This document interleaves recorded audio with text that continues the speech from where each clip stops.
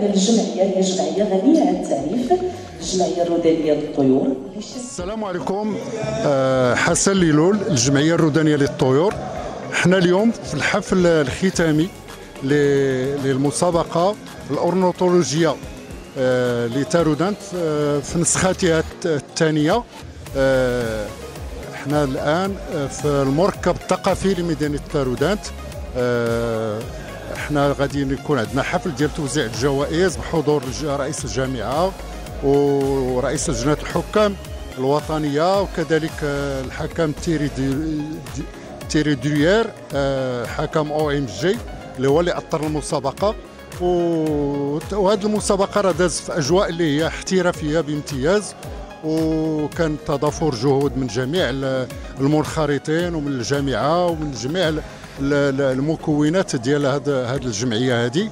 وراه التظاهره دازت يعني في واحد الجو متميز وناجحه بكل المقاييس، وعدد الطيور كان مشرف، والمنخرطين ديالنا اللي جاوا من عبر عدد ديال الاقاليم الوطنيه تكبدوا عناء السفر الى اخره. وتنتمناو ان شاء الله في القادم من الايام نحظوا بواحد الدعم ديال المسؤولين هنا في المدينه ديالنا وفي الاقليم، وكذلك الفاعلين الاقتصاديين، يعني تكون واحد الالتفاته منهم لهذه التظاهره اللي احنا بغيناها تكون واحد التقليد سنوي، ومن خلاله بغينا نقدموا مدينه تارودانت للعالم، وكذلك يعني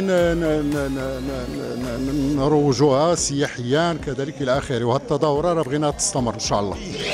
Je voudrais dire Mabrouk, Alf Mabrouk, Miat Alf Mabrouk à tous les éleveurs, à tous les organisateurs. C'est une exposition superbe. J'ai mesuré la progression des oiseaux en un an.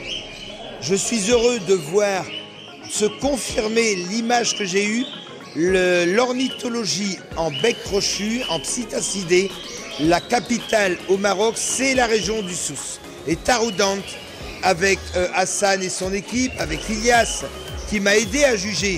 Ilias, juge CNGM, qui m'a aidé à juger, avec les élèves juges, avec Hatim et Simo de la fédération. Vous avez vraiment un poumon, une énergie absolument fantastique pour l'avenir de l'ornithologie au royaume. À bientôt mes amis, et Inch'Allah dans une autre manifestation. السلام عليكم ورحمة الله. محمد حاتم معيزي، رئيس الجامعة الأورنيثولوجية المغربية فوم.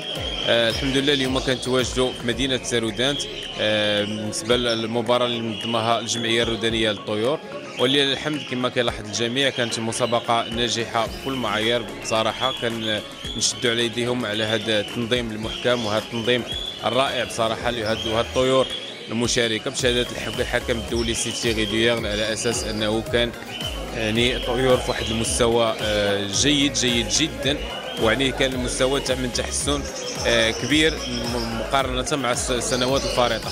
الحمد لله هنا اللي كنلاحظوا في مدينة تارودانت هو أنه بالنسبة للهواة هما هواة نشيطين، وهواة اللي هما متابرين الهواية ديالهم اللي كنتمنوا لهم التوفيق.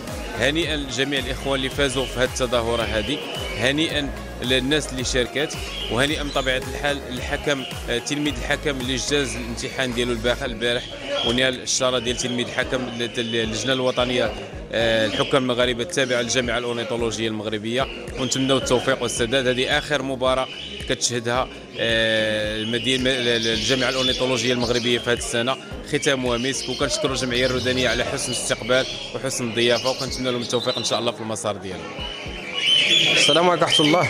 معكم أسامة جامي، مربي طيور هاوي مغربي في تربية الطيور. كنحضر اليوم في مسابقة النسخة الثانية للجمعية الرودانية لعلم الطيور تحت لواء الجامعة الأورنيثولوجية المغربية.